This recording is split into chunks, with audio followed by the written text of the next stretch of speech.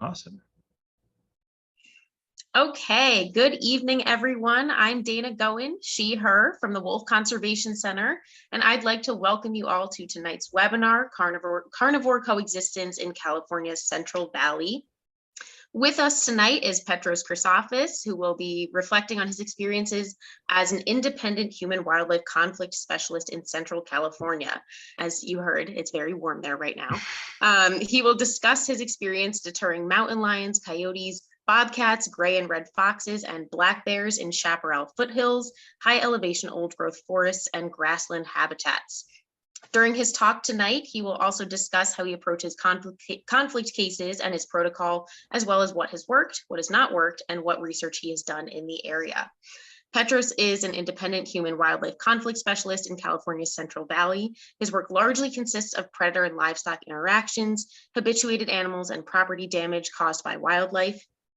He graduated with a bachelor's in zoology from the University of Aberdeen and a master's in biology from California State University Fresno. He works with ranchers and livestock owners to promote coexistence by monitoring predator presence, introducing deterrence, and researching new deterrent potential. His work spans from the central Sierra Nevada across the valley floor itself. Petros is currently researching human-associated scents as predator deterrent on 5 Central Valley ranches. So before we get started, just a little bit of housekeeping for everyone joining us. If you do have questions during the presentation, please do not use the chat feature. It just gets very crowded in there.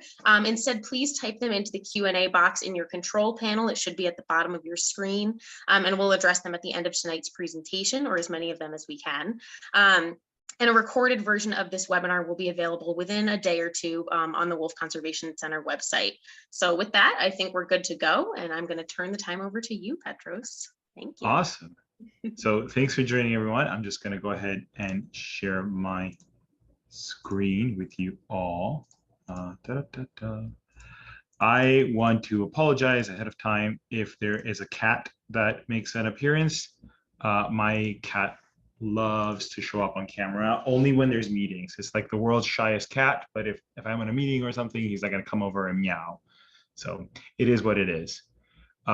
So today I'm going to talk to you about human-wildlife conflict in California Central Valley and the Sierra Nevada.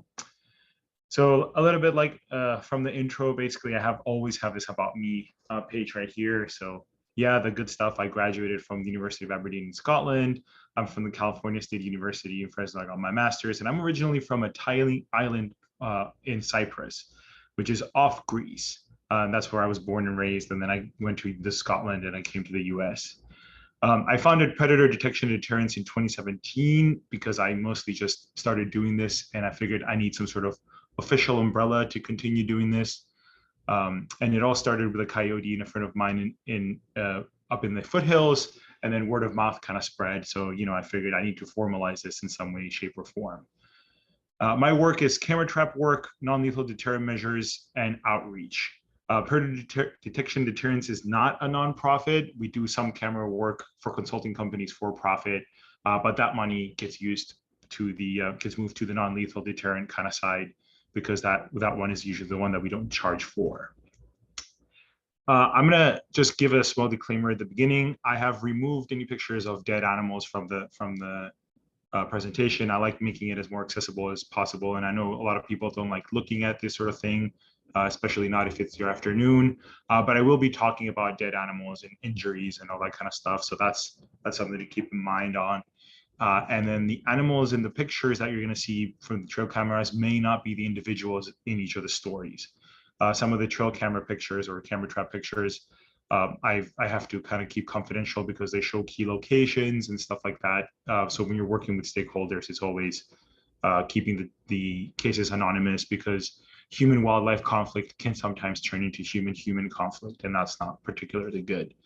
And I kind of want you to keep in mind, as I'm telling these stories, and try and be as empathetic as possible and not as judgmental as possible. Most of the people in the failure side of the stories that I'm going to talk about have learned, and so have people in the success. So everyone has come out of all those experiences with a better learning experience. So it's just something to be aware of. So what are we going to be covering today? Whoops, we're going to talk about landscape and wildlife. We're going to talk about my approach, my protocol, and how I go about solving everything if I can solve it, the research that I'm doing currently, the ongoing challenges to human wildlife conflict work in the Central Valley and in the Sierra Nevadas.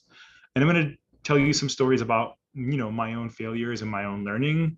And I'm also going to tell you some success stories because it would be a really bummer talk if all I told you was all the failures. And I'm going to close off with some coexistence tips and tricks, and then hopefully we can go into some Q&A where all of you can talk and give me any kind of questions that you want.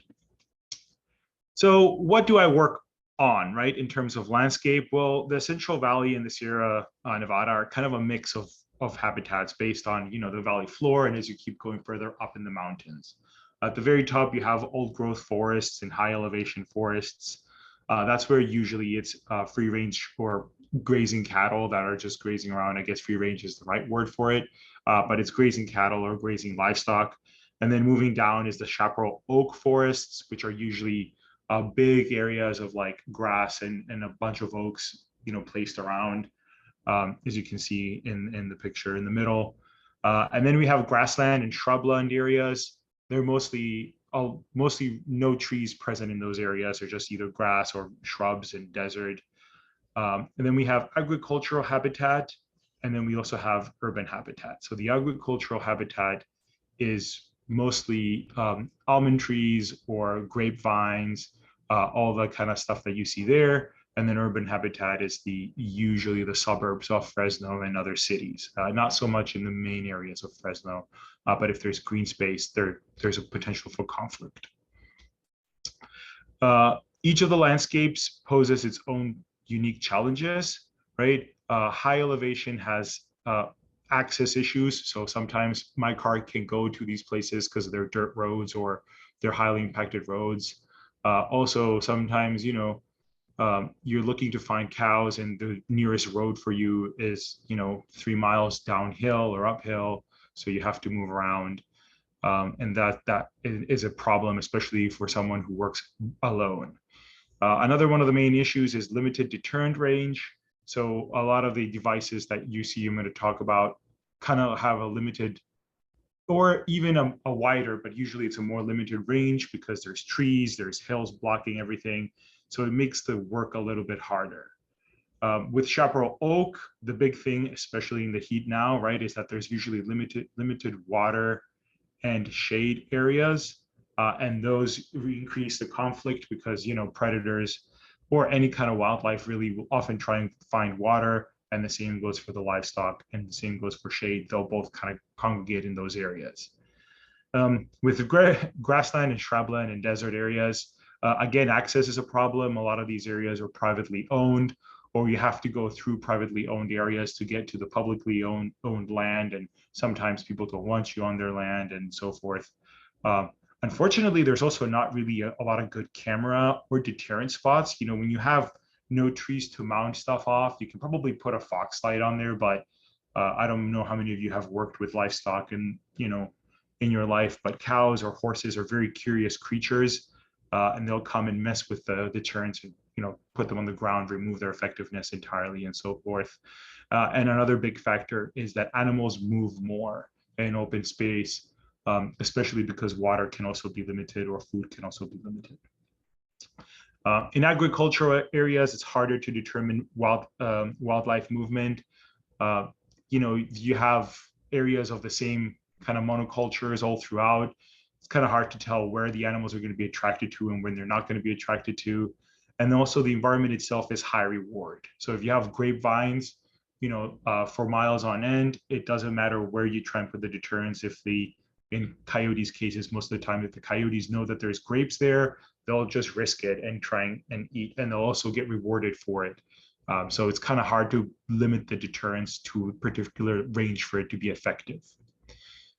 In urban areas, of course, the big one is that you get a lot of increased habituation to humans, noises, lights, and all that kind of stuff. And especially with animals like foxes and coyotes, they can get really habituated to these sort of stimulus very, very fast. And that makes deterrence less effective. That makes humans yelling at them and banging on the paws trying to haze them less effective.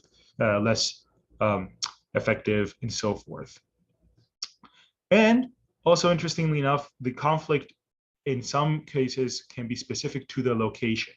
For example, kid foxes tend to be something that people have conflict with in agricultural land, right? And grassland and desert lands, whereas with the old growth, you get some other species like fisher and pine marten that could be a source of conflict. So the variability in the actual species itself from a landscape perspective means that sometimes your tools may not be effective from one, across a wide range of habitats and species.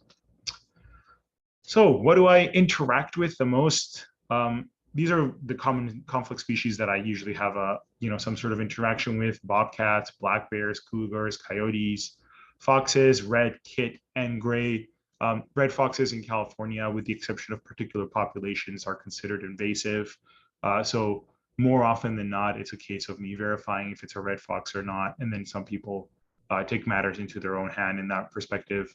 Or just there is no regulation for it, so they can go ahead and do, if they are doing habitat modifications, do the habitat modifications without worrying about the foxes. Wild and feral pigs are also one that I interact a lot with. Different kind of raptor species, from owls to red tails, you name it. And woodpeckers, funnily enough, are also one of the ones, especially acorn woodpeckers. I don't know how many of you have heard them before. They're loud. They're like banging on anything that's wood, right? And if you have a house where there, sometimes people get increasingly frustrated with them, and they're trying to find solutions that don't involve lethal measures, essentially. What are the sources of conflict that usually happen? Yeah, livestock and pets are usually number one, right? At least that's what I mostly work with. But also food sources. For some people, their gardens tend to get chewed up by deer or chewed up by different kind of animals.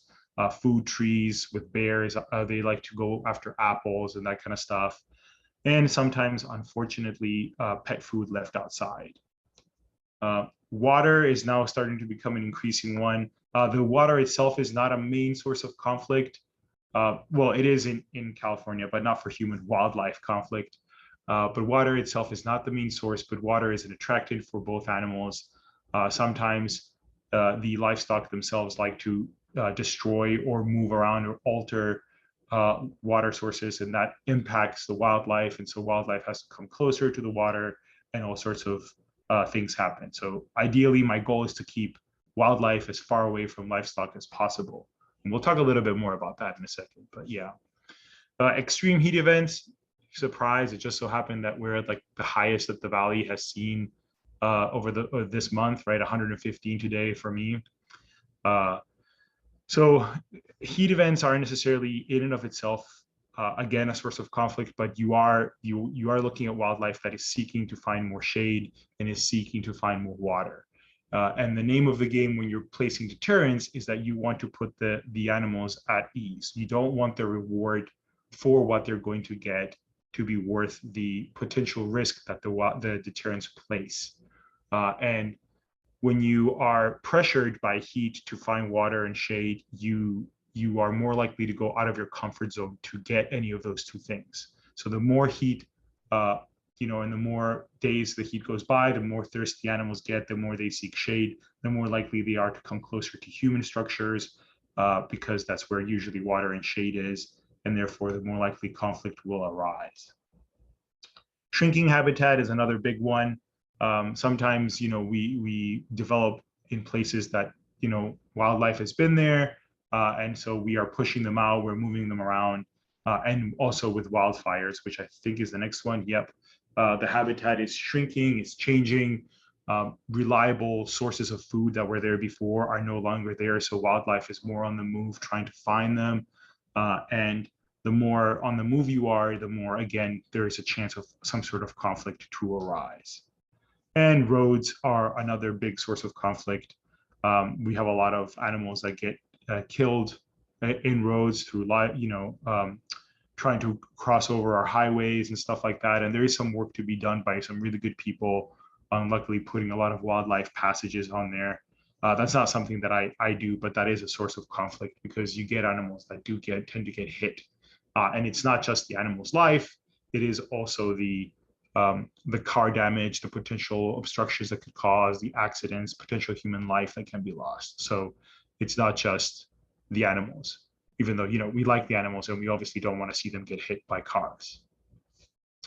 So I've touched on the landscape and wildlife situation. Let's move on to the approach and the protocol. What does a day-to-day look like for me, right? As you can see this little busy gray fox here moving around some food. There's a gray fox den that is around that area and they like to move food, and this is like a great highway for you to find out what they're eating and moving around. Either case, I get approached by the interested party most of the times. I do try and reach out to people, especially on Facebook.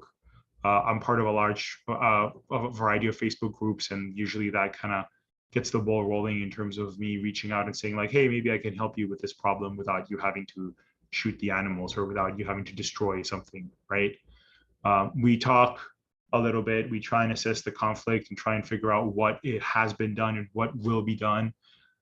Sometimes it's just a matter of putting someone at ease. So you can resolve something like this if people, you know, see, especially now with the prevalence of Ring cameras and other cameras, people say, oh my gosh, I have a mountain lion on my property. And, you know, sometimes just saying like, hey, just go through your garden, it's fine, is enough to calm some people down. But, you know, if that's not the case, I do a field visit. I also do some carcass examinations if there is some depredation on there. And I give my professional opinion as to what I think killed them or not. My professional opinion doesn't work in terms of any sort of reimbursement programs there are. So if that's the case, I tell them this is what I think happened. You need to get wildlife services to come in, or you need to get California Fish and Wildlife to come in, and that moves the ball further. But if they don't want to move with any of those two agencies, if they don't want to work with them, then we start continuing developing a working relationship, right? Usually this is the case where I kind of talk to them about what I would like to do and what I think should be done, right? And we come over to the next step, which is to discuss all legal and practical options available with the people that contacted me. I don't do any lethal work. I draw the bar there, but I do tell them whether or not there is a legality in the lethal work.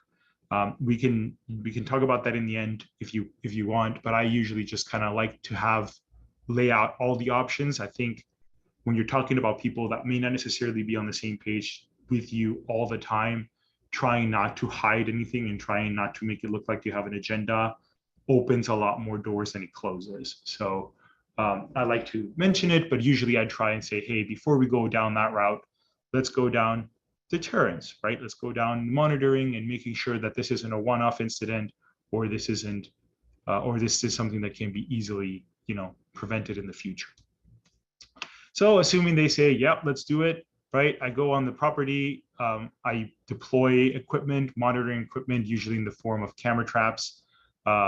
Sometimes I show, you know, I go around and try and take recordings of tracks and everything like that. And if I'm able to go every day, that gives, you know, a better indication of what's around.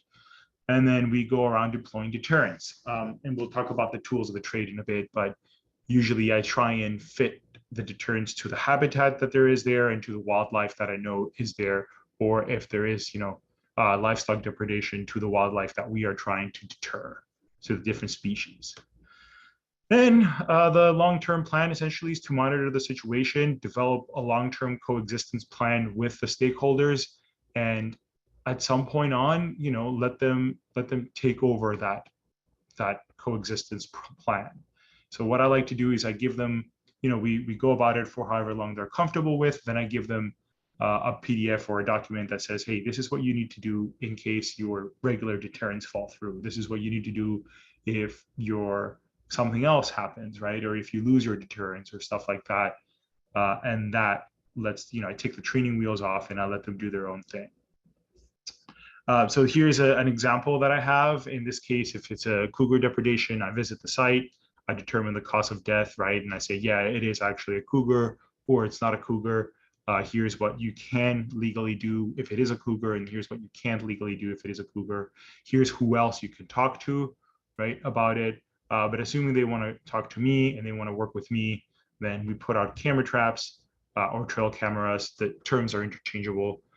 Fox lights. And then I'm a huge fan of radios. So I have some weatherproof radios. I don't have any with me today. They're all kind of out in the field already. And I like to put podcasts on there.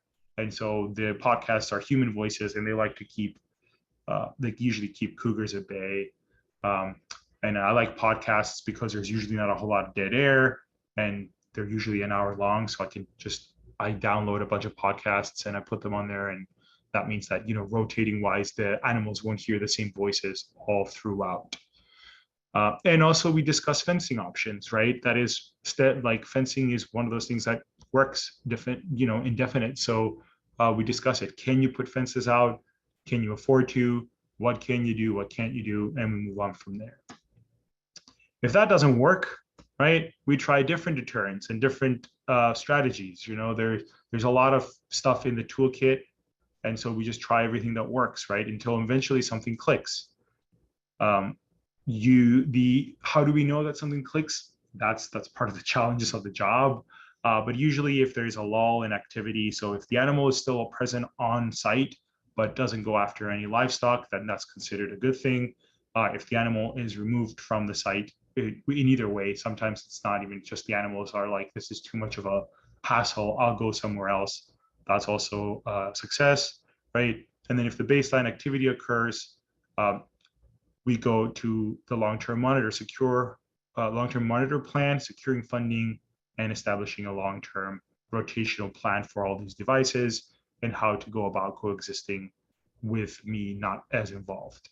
And the same goes for both. So the end goal is to have this long-term monitor and the funding that they need to get either the livestock guardian dogs they want or the fencing, et cetera, and move on from there.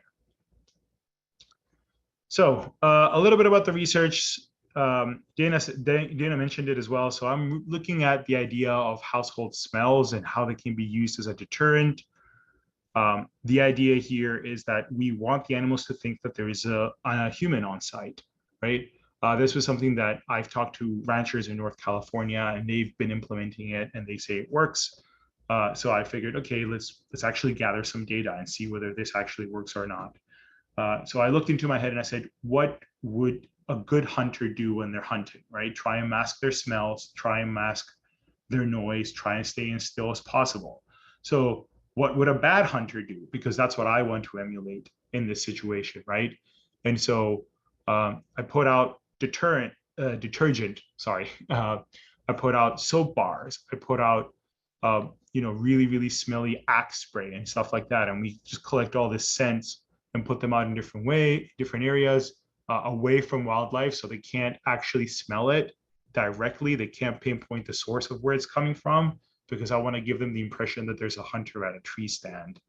And then, I also sometimes combine it with either fox lights or other light emitting noises or speaker phones that usually have vocal tics or humans coughing or sniffing, right? Just enough to make that animal think, maybe there is a human in those trees, so I'm just going to leave.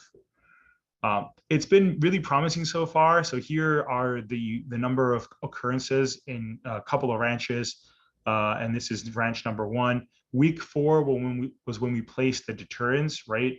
And then week 18 is when we stopped. And so we have a huge drop in occurrence. The animals are still there. They're just not hanging in front of the cameras, which is where the smells are, right? And then once we remove the smells, the animals started bouncing back up again. And here's another ranch as well, which had high occurrence, and then it dropped. The animals aren't completely gone, right? And in fact, if I have other cameras now, that's part of the follow-up to this, is I have other cameras in spots that I don't scent, and I want to see whether the animals are still using those areas or not. And it seems right now that they are just changing their patterns in terms of moving, and they're not staying in one spot for too long. So that's good. But ideally, I want to keep the animals on the property, right? They have their own right to be there. And so I want to keep them there. They want to keep them foraging. I want to keep them from drinking water and so forth. 2 of the ranches also do have livestock guardian dogs, which is something that probably adds onto there, right? And all the animals in all 5 ranches they have what we call seasonal fencing. So sometimes when they have, in case of the sheep, when they have lamb, they do fence them up just to make sure that they're there and they're kept safe. None of these ranches have had any depredations for 2 years, right? Which is a good thing. That's what we love to see, and that's what we love to look at.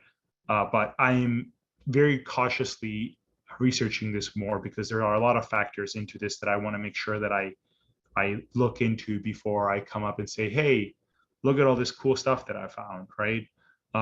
Particularly one of the things that I want to know is wildlife that is more exposed to people on a daily basis or on a weekly basis gonna also be as scared as wildlife that isn't, right? So far in those areas where the ranches are, coyotes are shot on site pretty much in any other place apart from those 5 ranches. So coyotes are being prosecuted in those areas. Would it be the same if coyotes weren't prosecuted, right? So that's one of the things that I want to look at right now. It's kind of hard to tell a whole community to, hey, stop shooting coyotes, right? But that's just something that it's worth looking into. Moving on to ongoing challenges. Here's a lot of things that are, a challenge with this kind of work. Accessibility being one of them, right? It's hard to reach various stakeholders for a variety of reasons. Sometimes people just don't want to talk to you. Sometimes people don't want to let you into their property. The moment that you mention camera traps, some people get increasingly suspicious, right? And all this sort of accessibility is hard. And also, I am alone in this right now. So my range is fairly limited. I can't go anywhere in California. I have to stay within an area where I can work and come back home either every night or every other night, right? Like I said, there's distrust in communities. People might not necessarily want to work with you, if nothing else, because of what they've heard. And there is misinformation, right? Especially with social media, viral posts, all these sort of different information that comes up. I'm sure every year, like clockwork, I see it. Coyotes are luring dogs into the bushes to kill them, right? That's a huge misinformation that happens, and a variety of different word of mouth, a variety of different conspiracy theories, and so forth and so forth. And yeah, here's just a screen grab from social media, about coyotes like to try all dogs and so forth and so forth. Knowledge of the law is also another ongoing challenge. People don't know whether they can apply lethal measures or not. Sometimes, you talk to someone and they say, oh no, people told me that I can just shoot anything on site because of X, Y, and Z reason, or people have told me I can't do anything about these animals ever. Or I can't put out a deterrent because of, it would break this legal agreement or this law and so forth. So the knowledge of the law and how everything is phrased is something that is a challenge, both in me interpreting it and in some people and how much they know.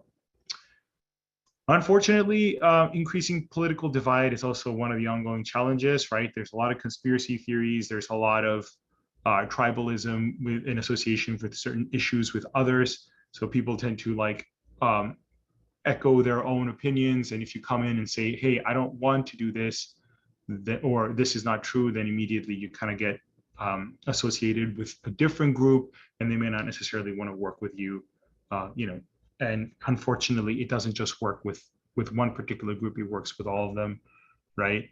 And we got reactionary behaviors. That's an ongoing challenge. People just say, oh, well, if a coyote starts, if you start seeing a coyote during the daylight, you got to shoot them because coyotes are nocturnal, which feeds back into the misinformation aspect of it, right? And some people just go out and do sorts of lethal lethal measures without, actually knowing what happens. And of course, you have shoot, shovel, and shut up on dispersal species because you hear from different people, oh, if I do let these species exist on my property, then they're never going to go away and it's going to be an ongoing problem and so forth. And retaliatory behavior as well. If you hear that your neighbor lost an alpaca to a mountain lion, you're probably going to join them, or you're going to be more on edge to just shoot a mountain lion because you heard that it killed the livestock and so forth. So just some of the tools of the trade, in this case, camera traps, my favorite, my bread and butter, right? You get a lot of really cool pictures. You're able to easily monitor what exists in what location, right? And they don't require my presence. And every time I check them, it's like Christmas morning because you never know what you're going to get on camera, and that's a good thing. But sometimes it's a sad Christmas morning if you don't get anything. But it's still a nice little view into wildlife and how they use this habitat without you actually having to put in a lot of work past the initial setting up.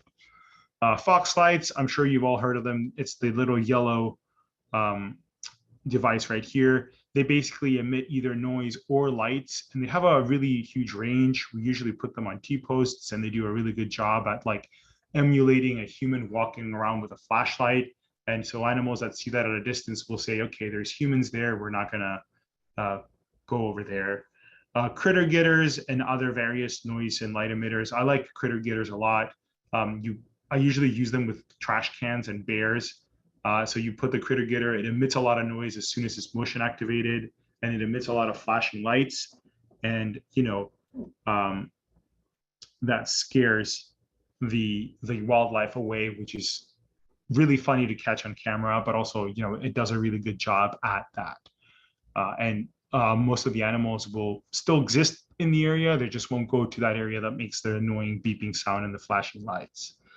Then you have fladry, which is adjusted for coyotes. So you just kind of limit the lights a little bit. And then you have weatherproof radios, fencing, good old livestock guardian dogs, and stockmanship practices. So training your animals to not respond to certain cues that predators want are super, super important. So yeah, like I said, the effectiveness of the tools can change per the terrain and the wildlife present. Sometimes the livestock themselves like to poke and destroy these things and sniff them and scratch on them. Sometimes the wildlife doesn't react to the deterrence the way you want to. And unfortunately, sometimes even the livestock is spooked by them. So you have people that say, yeah, I don't want to use critter getters anymore because it spooks my sheep. Sometimes they're just impractical or expensive for a rancher to run. And so the more tools you have in the toolbox, the better. So the more alternatives you can offer, the better it is for you to push for that long-term coexistence plan.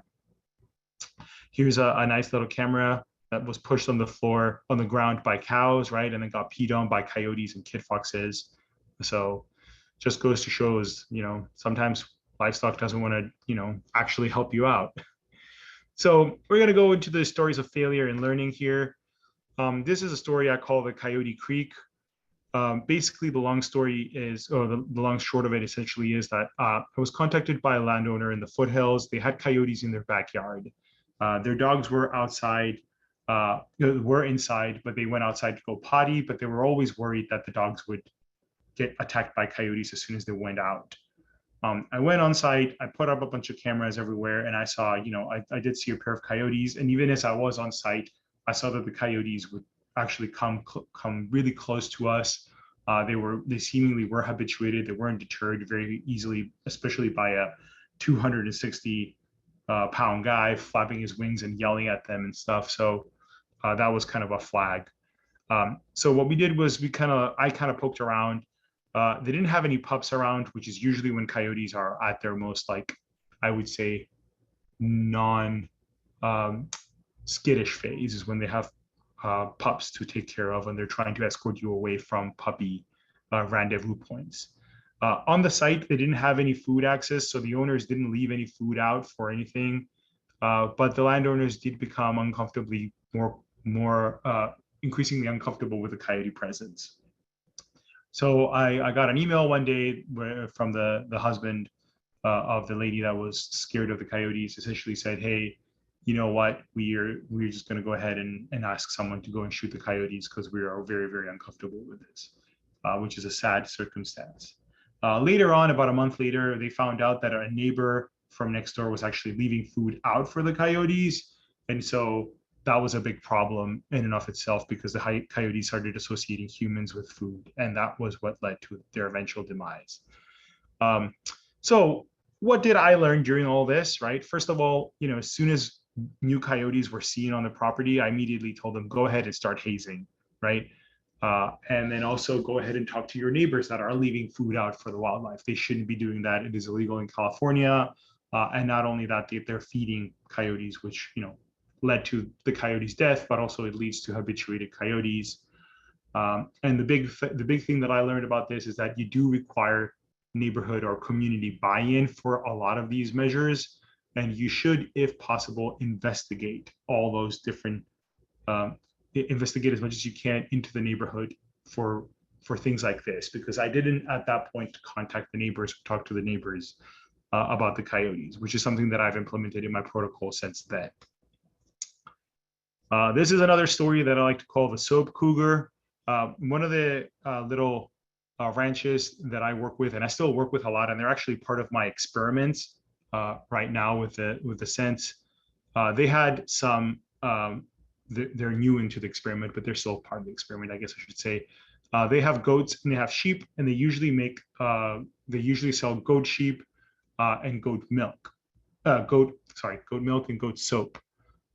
And so that's their usual, I guess, kind of part-time income. And they had a mountain lion on their property. They did have 2 livestock guardian dogs on the area. So they just wanted someone to put cameras out. And they said, hey, you have a lot more cameras than we do. We want to keep an eye out on this mountain lion. So I obliged. I put the cameras out. And then their first depredation happened where they found a goat dead. Right. I didn't look into the goat. It was an undetermined cause. But the second one I did look into. That's when they asked me to kind of get myself more involved than just the cameras. And that was a mountain lion depredation. So I decided, okay, here's what we're going to do. We set up a bunch of fox lights around. We put up radios with human voices, and we kept the livestock closer in with the dogs. And at that point, we checked the cameras, and the cameras would have a mountain lion show up, but it became more and more increasingly aware of the fact that this was a very injured mountain lion. So when eventually I switched the cameras to video mode in the areas that the mountain lion would frequent, I could see that it was heavily limping, right? And it also had some injuries on its face. The mountain lion initially responded to the deterrence. And the mountain lion was, in the videos, putting a lot more weight on its foot, but it was still seemingly losing weight. And in October 2020, one of their dogs was killed by what was probably a mountain lion. There wasn't a lot of the dog left to actually examine it, but there were some signs that pointed to it being a mountain lion. So we had the goats penned overnight, and the goats were penned overnight for a pretty significant amount of time. I would say, I think it's like 6 months. 4 months or 3 months, and then the mountain lion at some point entered the pen and killed 6 of the goats, fatally wounding 2 more. I made sure that the pens were mountain lion proof, but in that space, a lot of things can happen. So I don't know how the mountain lion got into the pen. Well, we do after investigation, but I don't know what led to the openings existing. So that was it for that family. They wanted to get a depredation permit. They wanted that mountain lion gone. They were, increasingly more uncomfortable and scared of that mountain lion and what it did to them.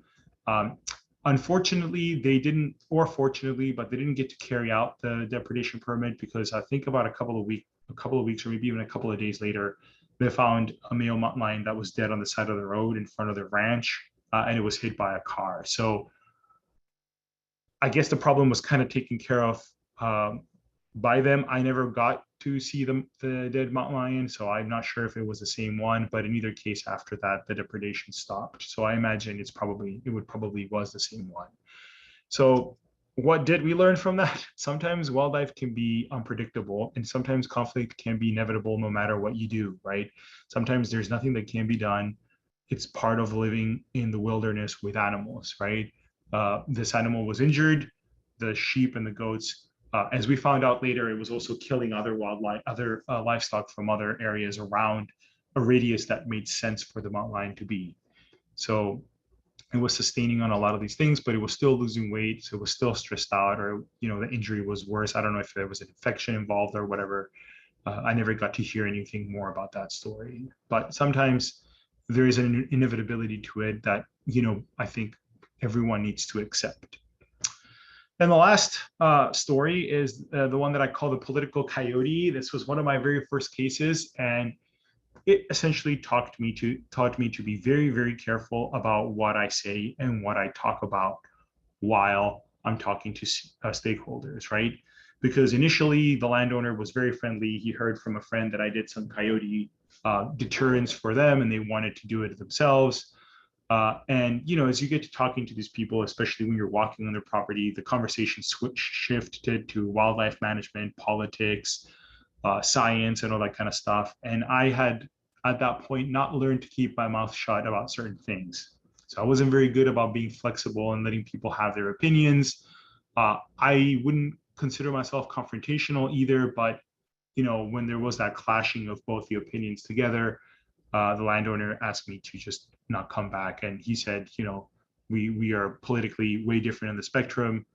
He didn't say it that politely, but he said, we're politically different in the spectrum. I don't want you to come here. So picking your battles and picking which topics you are going to agree with, which ones you're not going to, agree with, is something that's crucial when you're trying to develop this relationship with people. So success, right? Success stories, the good stuff. So this is the limping cougar. This is actually her in this picture right here. So this is the animal that I actually have pictures of.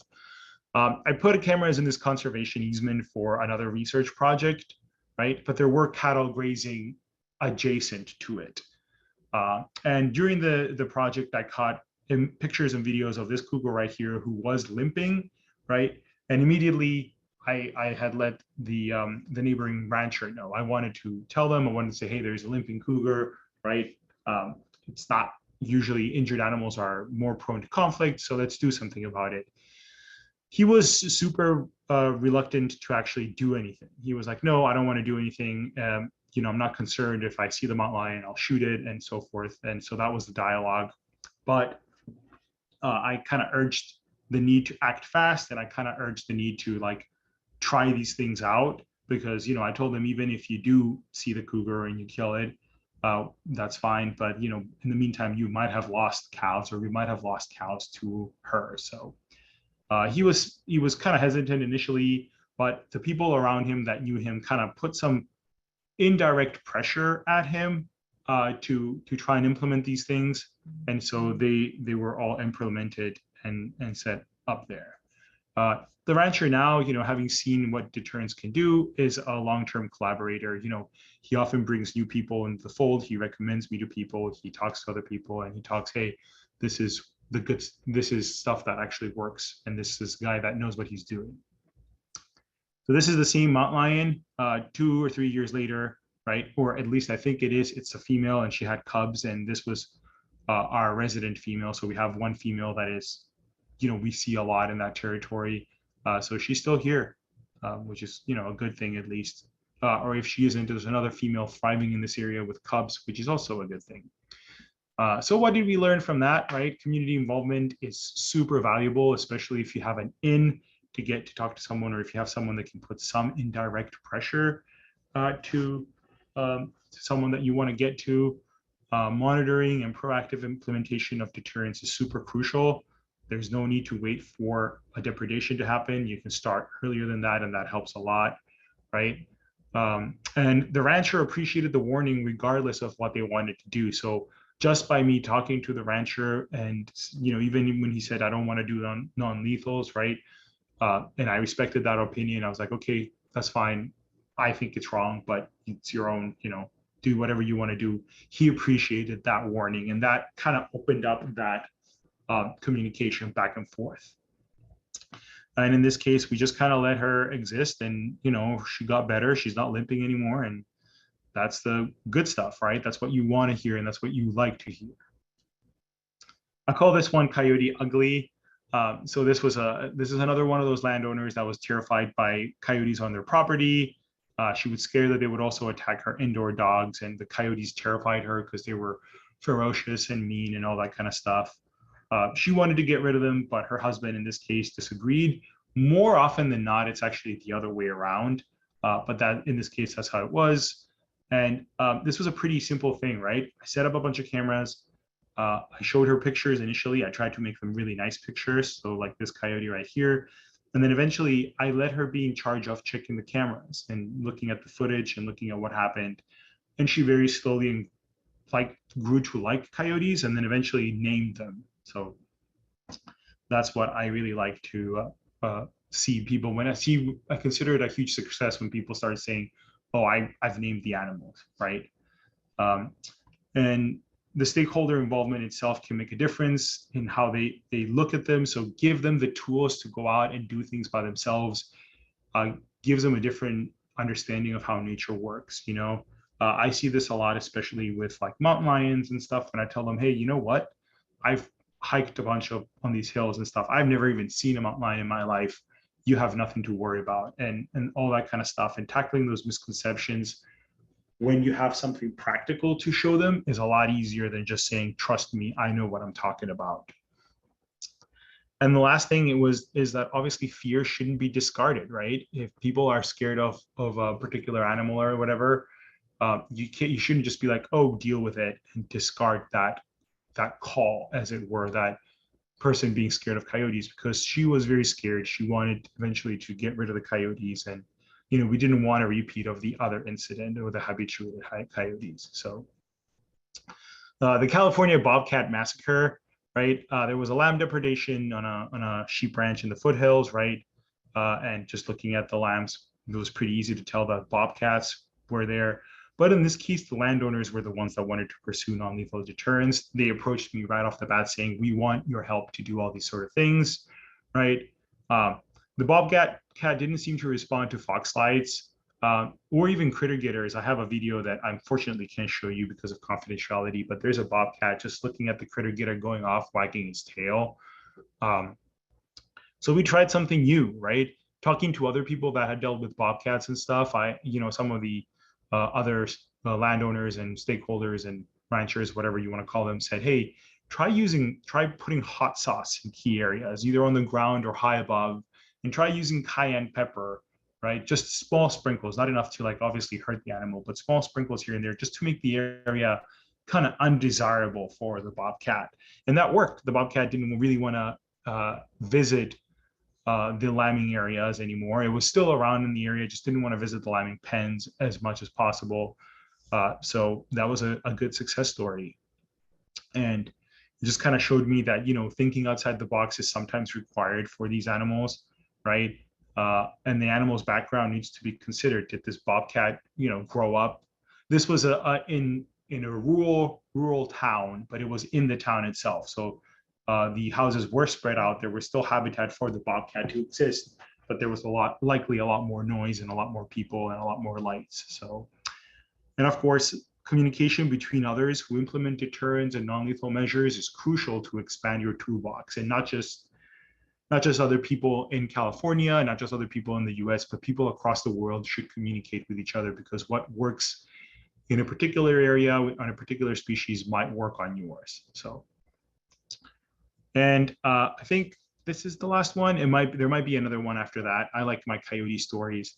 I call this one like the devil you know. And the crucial part here was that someone contacted me because they had talked to their neighbor about coyotes, and the neighbor was going to go shoot the coyotes. The neighborhood in and of itself was very tightly knit, right? And they wanted to talk about the coyote issue. So they issued a town hall, as it were. They invited me to it, and they said, hey, what's the best way to make sure the coyotes are deterred, right? Because there was a lot of concern about their livestock and their pets. So I ran a workshop, right? And about the positives of keeping coyotes around, both the pros and the cons, but I did let them know, like, hey, there are positives to keeping coyotes around. And especially there are positives to deterring the current coyotes. So if you know what works with the deterrence in a particular animal or individual animals in that area, you can implement them and make sure that they're actually deterred, right? But if you go out and shoot those coyotes, the new coyotes that come in might not be deterred by the same things that the old coyotes were. So that's why it's called the devil you know, because I told them it's better to keep these coyotes alive and figure out what deters them and deter them from key areas that you don't want them, rather than actually just, shoot them and then wait for the new coyotes to come in. So big important lesson here, science communication is super crucial, right? And being able to relay the research and being able to translate all the science into easily digestible and simple ways of understanding animal behavior, animal deterrence, and the habitat and everything related to biology is super important in terms of being able to get your point across, right? Especially for people that don't necessarily know biology as their profession, right? And ever since then, I've put some crash courses in animal behavior and ecology in various workshops, and I think they should be in pretty much every workshop when it comes to deterrence. And helping stakeholders understand that these coyotes and the whole devil aspect can be crucial to smoothing collaboration and smoothing deterrent implementation. So the coyotes are still there as far as I'm aware, and they're still using the same deterrents. They do switch it up, so we do rotate all the deterrents to make sure that the animals don't get habituated to it. But it's been a while now, as far as I think it maybe has been a year, and they haven't had to introduce anything new into the deterrent toolbox they have. But this is the last one, the double bogey coyote, right? Which is animal coyotes that were habituated in a golf course, right? And the golf course contacted me because there were concerns about child attacks and dog attacks and stuff like that. But they were open to deterrence, they were open to hazing, but they had it, they mentioned, hey, you need to do something fast because our patrons are pressuring us to do something fast, and we really don't want to shoot them, if we don't have to. So I told them, hey, what we can do? We just run a bunch of workshops in the golf course, in the golf club, right? Where all the golfers can come in and find out how to haze coyotes and all that kind of stuff. And the more people that get involved, the better. We'll offer some incentive. And they did offer, I think it was like free golf balls, or it was like a free round or something. They offered some incentive for people to come in. And all the regulars came in and we did some hazing protocols. I told them how to secure trash, how not to throw trash around and stuff like that. And that coyote couple continues to exist in the golf course and continues to have puppies there year after year. And getting everyone on board is the super crucial part here. And so was consistency, right? I told everyone on the workshops, you need to follow these steps, make yourself as big, yada, yada, yell, and so forth. And if a group of golfers lets it pass, we are undoing some of the work that we have done. So, and fun fact, also in this golf course, because I've collaborated with them in the fact, this golf course was the very first coyote sighting that I had in the US. So that was kind of like, an emotional thing for me. So how do we coexist with wildlife, right? If you are in an area that wildlife exists, first things first, keep calm, right? Wildlife could just be passing by. If you saw a bear on your property, it doesn't mean that that bear is going to stay there, right? More often than not, they want nothing to do with us. If they see you, they'll run away and move around. They may not just stay there. They might just be checking things out. Visibility is also something that is a huge thing. It doesn't, just because you see them during the day or during the afternoon or whatever, it doesn't imply anything. These animals are active usually during the whole day. Keep wildlife wild, right? Don't attempt to feed them. Don't attempt to aid wildlife. I know sometimes it's really sad, right? But it does only unfortunately do damage in the long term. And whilst you may be comfortable with a bear coming on your porch and you're looking at him through the window eating your dog food, your neighbor may not be. Your neighbor may say, I'm going to go shoot that bear, or I'm going to have someone shoot that bear because I'm not comfortable with what it's doing. So comfort levels vary. And if you have livestock, right, good fencing, good dogs, good monitoring practices are really important. Consider all the variety of devices that are available for deterrence, and do choose the ones that you think fit best. If you don't know someone, right, to help you out with all the process, professionals are, they're available for you. Good stockmanship as well. Low stress animals usually means that they're not going to run, or they're going to be more, less stressed out by the presence of predators and so forth. Have a strategy in mind as well, right? What do you want to achieve when you are setting out to deter these animals? Did you just catch a mountain lion or a cougar on your property and you're just setting out all these deterrents for no reason? And also, which areas are you willing to let wildlife exist in, and which ones are you like, I don't want an animal going through these areas. And you need to be prepared to change that strategy on the fly, right?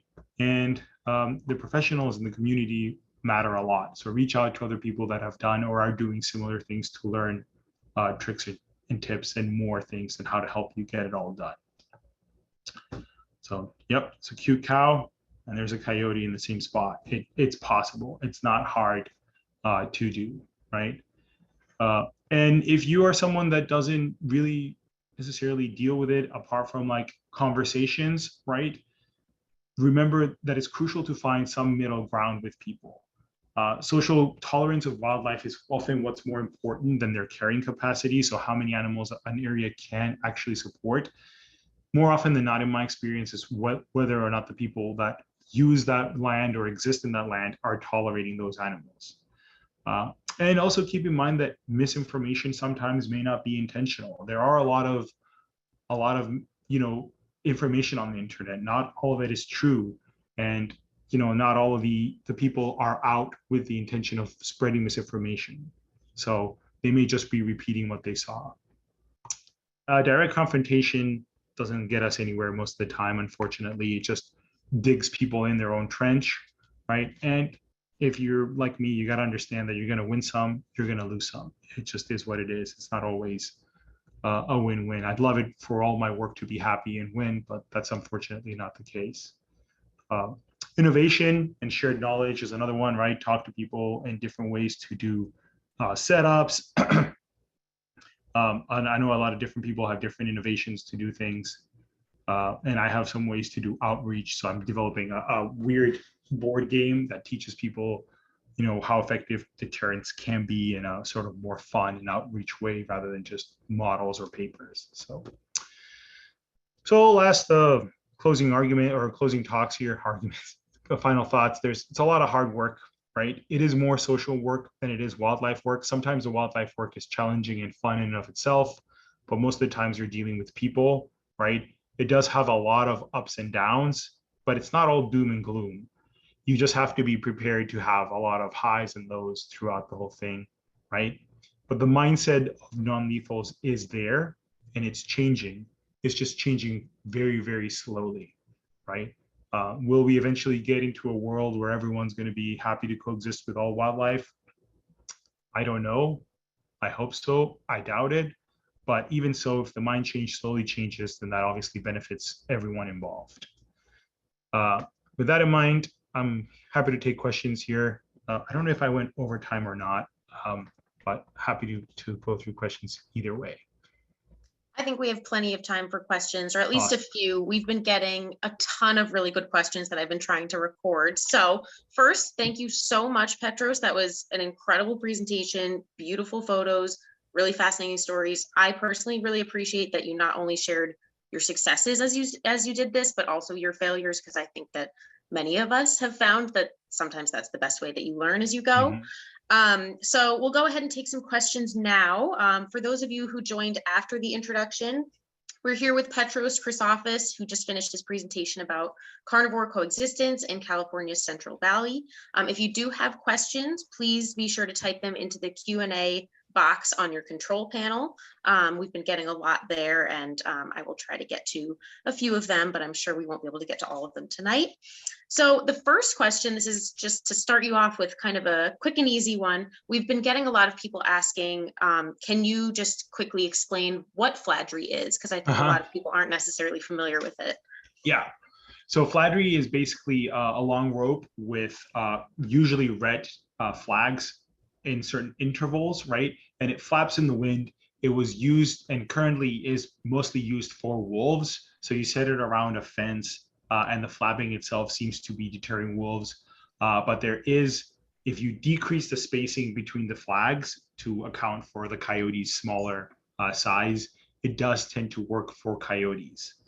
And then there is something called a turbocharged fladry where you also electrify it. So if at any point the animal decides, I'm not too scared of it, I'm going to go poke it with my nose, they get a little shock. And that tends to reinforce the idea that fladry is bad. Right. Perfect. Thank you for that. Another question is, do you find that when you're doing any of this work, do you ever encounter any GPS collared animals? And if you do, would that change your approach? Would you, loop in local agencies, things like that? Yeah, so I haven't had it yet. I haven't had it happen. I think maybe you have gotten one bear once with a tag on its ear, but then it kind of disappeared. So I haven't had it happen. I'm open to working with the wildlife agencies in any way, shape, or form, right? I'm not opposed to it. One of the reasons why I have work, unfortunately, as it is that some of the ranchers themselves don't want federal or government agencies involved for a variety of reasons, but they trust someone who's an independent more than the government or the federal agents. So it would have to be something to be talked about with someone who's there, with someone who contacted me to be on site. But I, as a scientist as well, I think I would probably, at least if nothing else, share the images and the location of the animal with the ones that have the collars. So whoever is responsible for the collar, at least. Thank you. Does that answer it? I think so. Yeah, I believe so. Have you found that, I imagine because you keep getting people, reaching out and spreading the word, but have you found that in general, the people that you're working with do continue to use these non-lethal methods kind of as their primary resource? Yeah, absolutely. I think in the initial buy-in is kind of hard, both mentally, but also like sometimes the cost of all these things, right? It can be pretty high. So some people may be reluctant to get a dog or get fencing or stuff like that. But I think so far, out of all the people that I've worked with, I don't think anyone has stopped using non-lethals in some way, shape, or form. It's just some people may just not use them year round, but they use them seasonally when there's calves or lambs or kits involved, which are usually more vulnerable to predation. And you mentioned that, getting that funding might be difficult. Are there any grants or anything like that for private landowners that they could apply for that maybe you would be able to kind of work with for this? Yeah, so that's the tricky thing, is navigating all of that.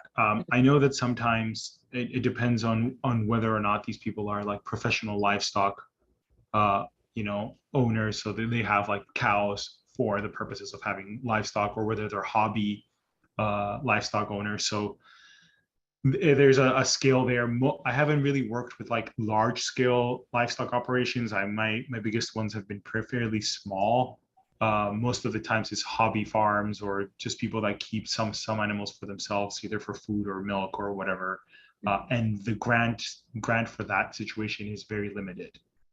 So usually I try and either fundraise, or I try and find ways in which to incorporate research into it so we can get some funding, so they have some deterrence for some amount of time and stuff like that. So it's tough getting grants for the smaller ones. I believe now there may be some more options available through USDA and stuff like that. But I know that a lot of the more professional livestock producers have their own point of contacts in the industry that they can talk to get grants. So I usually, if I'm involved in that process, I usually just write up what is needed and why, and that's pretty much where it goes. Okay. This question just came in. Has the increasing wildfire damaged area caused predators to become more prevalent in the natural or human ecotone? That is a really good question. So just based on my observation, definitely more in the human environments in general. So the 2020 Creek Fire, which is very close, to where I work, and also some of the more recent fires up in Oakhurst and Yosemite, has definitely pushed some of the wildlife in areas that before they weren't as present. I've definitely been getting a lot more people talking to me about bears and about seeing bears on their property where they've never seen them before. And some people have, professional apiaries or even just amateur apiaries, so beekeepers, have said I had no reason to secure my bees from bears because I've never seen a bear down, but now we have bears coming down and stuff like that. So there's definitely a shift in everything with the wildfires. The deer move, and because the deer move, obviously the animals that prey on deer move with them, and the livestock are also moved into other areas that weren't before. So it all kind of gets jumbled up a lot. Mhm. We have a question from someone who is studying zoology. So what do you have advice for any kind of early career professionals or even people that are looking for a career change? Just what advice would you give for people looking to get into this field, this line of work? Do you want my very sincere answer? I guess I'll give you all of it. You need a very, very thick skin. That's the thing that I'm definitely gonna say. I would, if I knew where I'd ended up at this point, I would definitely be taking a lot more social science and social study classes, just to be able to get a little bit more into the psychology, into the various like social aspects of this, because this is a very social profession, right? So that is definitely something that you need, that I would, if I were in the position, of starting off right now, that would be something that I would do. I know a lot of programs that are a lot more, organized and more professional and more, I guess, more just bigger in general. They do offer internships, and those are usually good to try and get into, even though, the wildlife internship thing is a different beast in and of itself. But just seeing if this kind of work is for you is super important, because at least for me, I never expected to look at so many people that were crying over the loss of their animals, having to comfort them. There we go. Sorry. Having to comfort them, having to navigate these really difficult processes that you, as a human, don't want to be in, right? So like, you don't want to be in them more than anything. So but I kind of put myself in that situation. I've had people that yell in my face, right? Because they're angry, they're upset, they're sad about livestock depredation, right? And they just yell at me because I'm the first person they see after this happened. And so they just yell, right? And so you need to be able to kind of stomach all that. And there's absolutely no shame in being like, I want to talk to a therapist after things like that. But just, I think that's what I would say is, animal behavior is definitely a number one thing that you should look into, right? Because there is a lot of animal behavior at play, but also social studies and social, that interdisciplinary with psychology and with various other social sciences is super important to get a wider and more well-rounded background to this. Yeah, I studied wildlife conservation, and I remember senior year, a professor saying, well, wildlife management is really more people management. And I was like, wait, what? But he turned out to be right. I mean, it is, as we've seen in your presentation, a lot of, dealing with people, predicting wildlife behavior and responding to it. So I definitely think that's, really good advice. Thinking about it, how can I get more experience or, fine tune my approach when I'm actually dealing with people, because that's a big portion of this. Absolutely. Yeah. They lure you in with the cute bobcats, and then it's all people, right? Yep. Let's see. So to kind of, switch gears to something more hyper local for people, for those that are curious about their own backyard wild species, whether or not there's conflict, is there a specific trail camera model that you would recommend for people? I know I get this question too, and my answer changes all the time, but if those listening don't know, trail cameras are something that you can, get and you can set up, and they can be a lot of fun. So they're not only for researchers, they can be for hobbyists too. Yeah, so absolutely. I have a variety of models that I use. They all have their pros and cons, right? What I would say is, the first thing that I would say is buy one of the cheaper ones available, right? I know that you can find them sometimes in Walmart or Save Mart or whatever. You can find really cheap $40 ones, or even Amazon and stuff like that. The first thing I would say is buy one of those. Buy the SD card, get the batteries, and go out into your backyard and experiment a little bit with it. Do you like it? Do you like what you see, right?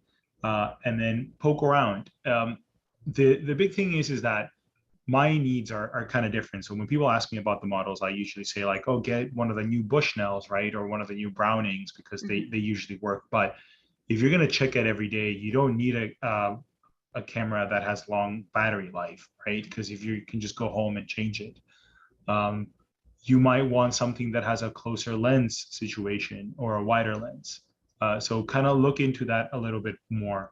Now, as for a definitive model, they're discontinued now, but I love my Bushnell E3s and E2s, as the picture on the left here from the questions panel.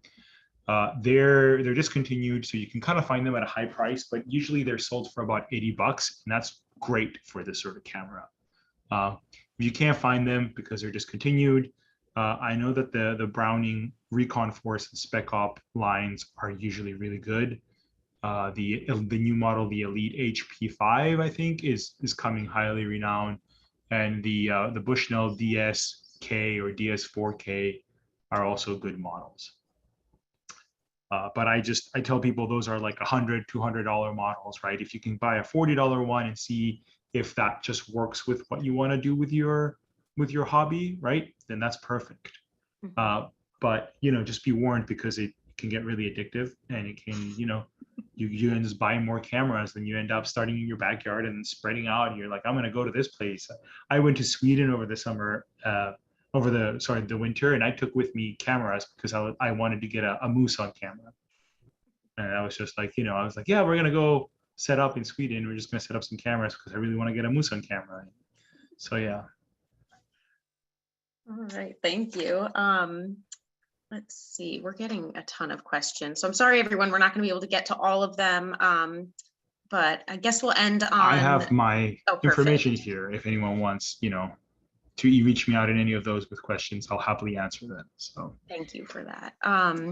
The last question, this one's from me. Can you share your favorite event that you've captured on your camera traps? Maybe it was something funny, something really interesting. I know I get some silly moments, so. I mean, so are we talking about one that I caught on video, or just like a favorite picture? Because so far, my favorite picture, I think, of all time at this point is this one. Right? Yeah. With the cougar and the two kittens. There are 3 kittens. It's just the first one kind of went behind there. So I think that's the mom kind of telling it off. So that's one of my favorite ones. I've seen a lot of really funny stuff on camera. During my master's thesis, I've had 18 different people expose themselves to me on purpose in front of the camera, which was, not funny, but, that's just something that's really weird. Human behavior. Yeah. I caught a guy with a ghillie suit once, which is, people don't know, it's like the netting that you wear to blend in, just running around in the middle of like a golf course that I had pictures, which I thought was really funny. Yeah, that would probably be like from the human aspect of things, right? From the wildlife aspect of things, raccoons always do the funniest things. So raccoons are kind of like my nemesis because they like to move the cameras around along with bears. Yeah. But they also do really funny things, and they also react to everything, in my opinion, really dramatically. And I do have to say that bears reacting to critter getters is always really funny, because especially the big, huge, really like heavy bears that just walk around and you're like, oh, this is a really big boy. And then the light goes off and it just runs off like a giant, like scared little teddy bear. Yeah. I think it's really funny to me. So those are kind of the ones that I have. I did catch coyotes playing on top of a hill once, and the only reason why I caught that whole capture was because a cow licked the camera and moved it to that direction. And there was like, I think it was 2 coyotes adults, and the other 2 were yearlings, and they were all playing together. So they spent like an hour just running around in front of the camera, just being silly. So you had a helping hand from that cow. I know. Sometimes the angles they choose are better, but most often than not, neither the bears, the cows, the elk, or the raccoons do a better job than I do. Yeah, my raccoons flip my cameras upside down. Although I did have one that cleared a spider web off of my camera lens, which I really appreciate. I know. Okay, so I think that's all we'll do for questions tonight. I'm sorry to everyone whose questions I didn't get to. Petros, was, it looks like you're going back to your contact, yeah. your contact slide there. So anyone who's still here, if you'd like to, follow him on Twitter, write down his email if you have follow-up questions. I know that I always think of questions much later on, so I guess Petros is welcoming those questions in his email very bravely, but we appreciate that. And with that, and I'm definitely going to follow you on Facebook, and I don't really use Twitter much anymore, but maybe I'll give you a follow there as well. Yeah. But thank you so much, everyone, for coming. We're really glad that we got to share all this with you. Petros, we really appreciate you being here. For those of you, if you'd like to, learn more about the Wolf Conservation Center, visit our scientific webinar library. We are going to be adding this webinar recording in the next few days, so you can revisit it, you can share it, and you can visit some of our other recordings that we have there as well. Or if you'd like to meet the 32 wolves who call the Wolf Center home, you can go to our website at www.nywolf.org, which is New York Wolf, or look for us on social media at Wolf Conservation Center. And again, please follow Petros and support his work. But this was a really great presentation, and thank you so much. And with that, have a great night and stay cool, Petros. Hopefully it cools down pretty soon. But thank you, everyone.